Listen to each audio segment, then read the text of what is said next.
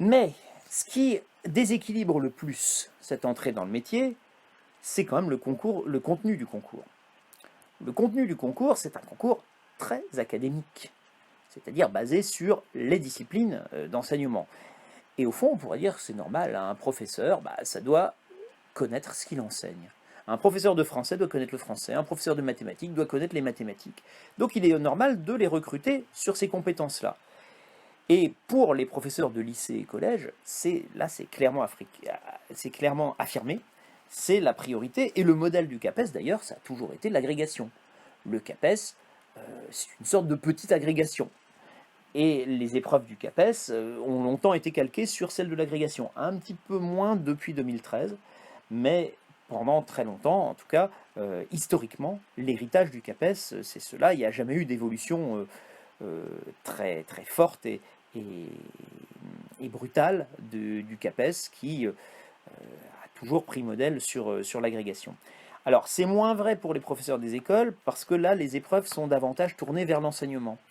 Et puis, pour les professeurs des écoles, il y a quand même un quart des points, c'est-à-dire la deuxième épreuve orale, hein, qui porte sur la connaissance du système éducatif. Donc, la connaissance du système éducatif, là, on n'est plus du tout dans la connaissance du français, des maths ou de l'histoire. On est vraiment sur la réflexion sur le métier. Est-ce que vous avez réfléchi à ce que c'est qu'être professeur des écoles ? Dans les épreuves du CAPES, cette question est beaucoup moins posée. Je ne vais pas dire qu'elle ne l'est pas, parce que c'est vrai que depuis l'évolution du concours en 2013-2014, il y a des ouvertures en ce sens. Mais ça reste marginal dans le concours, où le contenu est quand même d'abord un contenu académique. Et donc, ce que je veux souligner, c'est que quand on confronte le contenu du concours à la définition des missions et compétences des enseignants, par exemple dans la circulaire de 97, il y a quand même un déséquilibre. Et c'est là qu'on voit l'écart entre la norme et le statut. On a une norme qui est affirmée en 97 et en 2014, par le décret de 2014 par exemple, une norme qui insiste beaucoup sur le fait que l'enseignement, au fond, n'est qu'une des activités, même si c'est la principale, ce n'est qu'une des activités de l'enseignant. Et on a un concours, en fait, qui ne parle que d'enseignement, voire même d'abord de connaissances scientifiques, et un peu, et de plus en plus, c'est vrai, d'enseignement, mais alors, les autres fonctions ont un rôle accessoire dans le concours.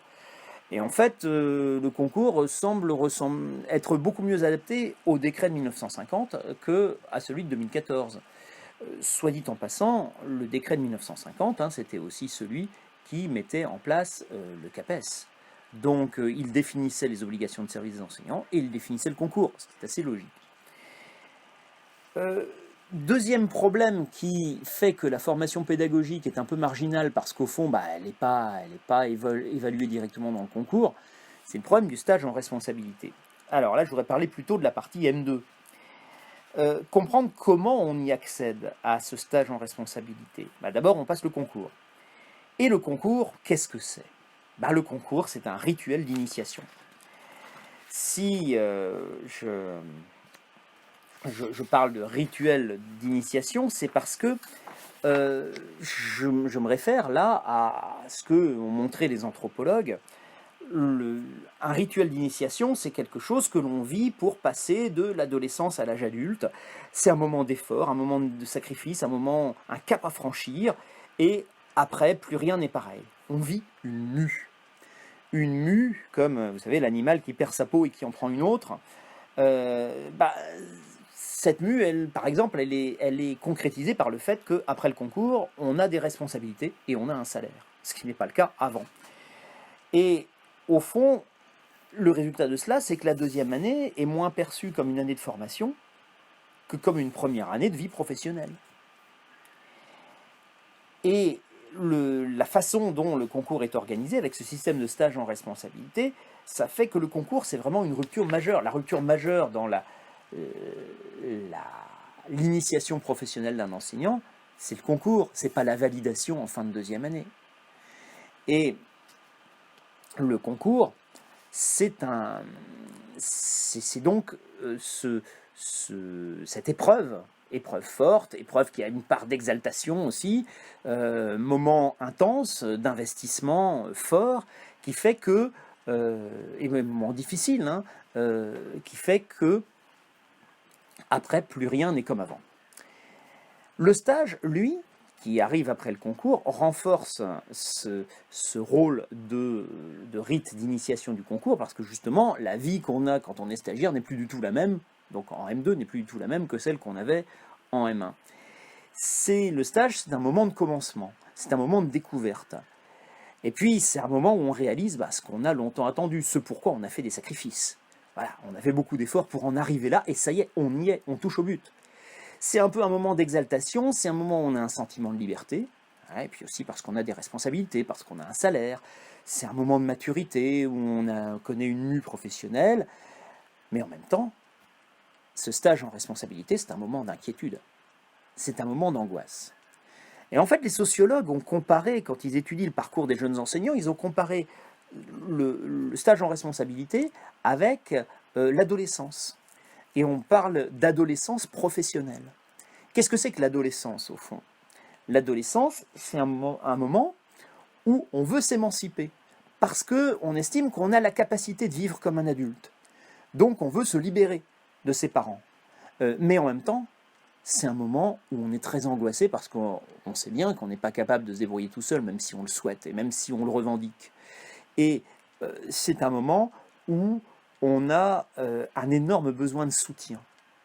Donc l'adolescent, il a à la fois un sentiment de puissance, il a une envie de se prendre en main, il a une envie de s'accomplir, mais il a aussi conscience de ses insuffisances. Et l'adolescence, au fond, c'est ce moment de contradiction entre un désir d'émancipation et un besoin de soutien.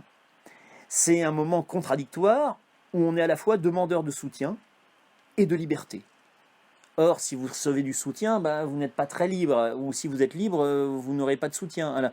Et l'adolescent, c'est ce personnage qui se débat un peu dans cette contradiction, et c'est ça la crise d'adolescence. Eh bien, le stage en responsabilité, c'est un peu ça.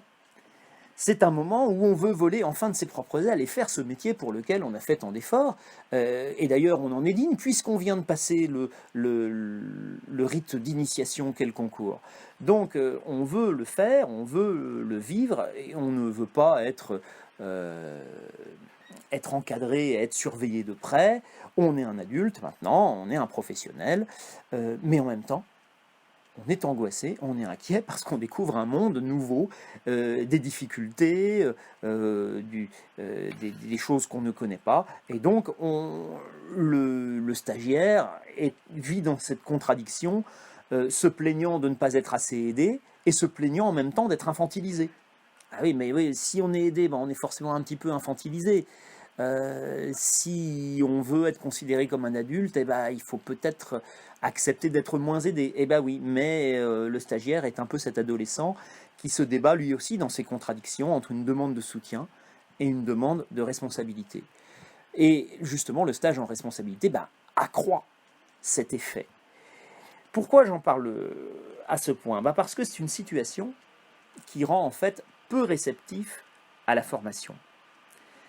La formation, elle est perçue comme infantilisante, à un moment où on veut être considéré comme un adulte. La formation, elle est considérée comme intrusive, à un moment où on veut être maître de ce qu'on fait. Mais en même temps, la formation, elle est considérée comme insuffisante, parce qu'on mesure la difficulté de son travail. Et c'est un moment, au fond, où on n'est pas vraiment réceptif, et surtout pas disponible pour adopter une attitude réflexive, parce que la formation professionnelle, c'est ça c'est fait pour devenir ce qu'on appelle un praticien réflexif. Le praticien réflexif est celui qui pratique et qui est capable de revenir sur sa pratique, de la mettre à distance et d'y réfléchir pour en percevoir les forces et les faiblesses. L'année du stage en responsabilité, où on est toujours dans l'urgence, où on se demande ce qu'on va faire le lendemain, où on est inquiet parce qu'on découvre des nouveaux problèmes à gérer et qu'on ne sait pas comment faire, c'est un moment où on a du mal à rentrer dans une logique réflexive. Et au fond, c'est un peu normal. Donc la formation pédagogique dans ces conditions, elle risque de rester un petit peu marginale.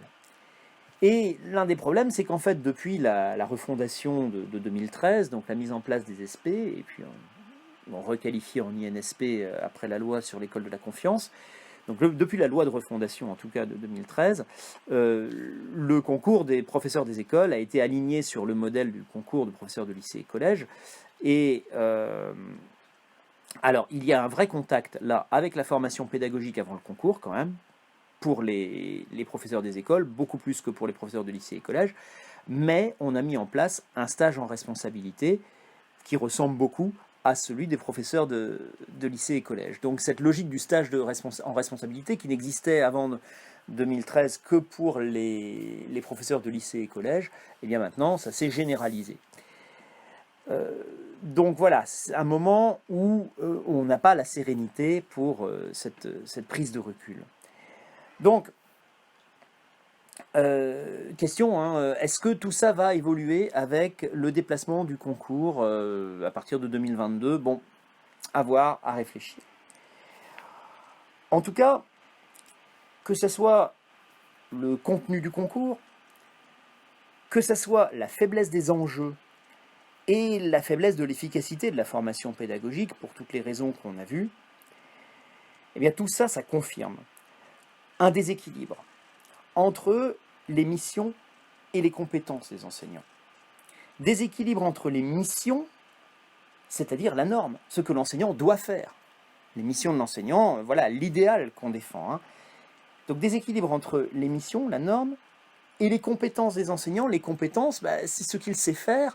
Et quand on parle de formation, c'est l'aspect compétence, c'est le volet compétence du statut, en fait. Voilà. Dans le statut, il y a différents volets. Il y a un volet droits et devoirs, il y a un volet coutumier, et puis il y a un volet compétences. Eh bien, les compétences, ce sont les moyens qu'a l'enseignant. Je vous rappelle, le statut est lié aux moyens.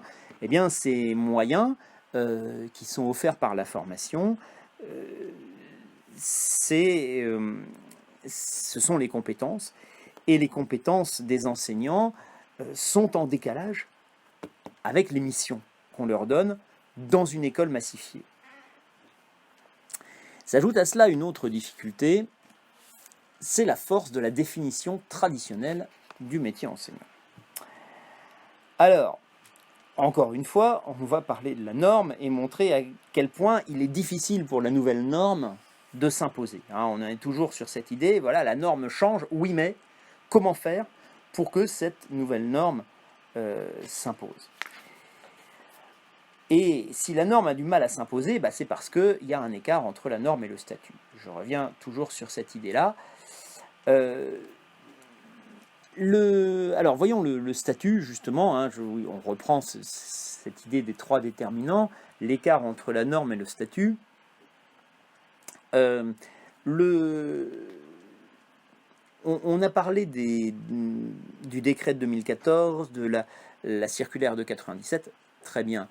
Tout ça, ça contribue à définir officiellement le statut. En fait, on l'a vu, plutôt la norme. Mais voyons maintenant donc d'autres déterminants réglementaires. On a vu la formation, on a vu l'entrée dans le métier. Maintenant, voyons le fonctionnement du travail enseignant, mais son encadrement, je dirais, coutumier et réglementaire, mais plus largement que la simple définition de ses fonctions. L'enjeu de l'évolution de la norme et de l'évolution du statut, c'est faire en sorte que désormais les enseignants s'investissent à l'échelle de l'établissement. Alors ils s'investissent déjà beaucoup à l'échelle de l'établissement. Sauf que, considèrent-ils que ça fait vraiment partie de leur métier? Eh bien, si on suit la norme, oui. Mais est-ce que c'est passé vraiment dans les mœurs et est-ce que le statut lui-même fait que, oui, il est normal que l'enseignant, que ça fait partie de son métier de s'investir à l'échelle de son établissement?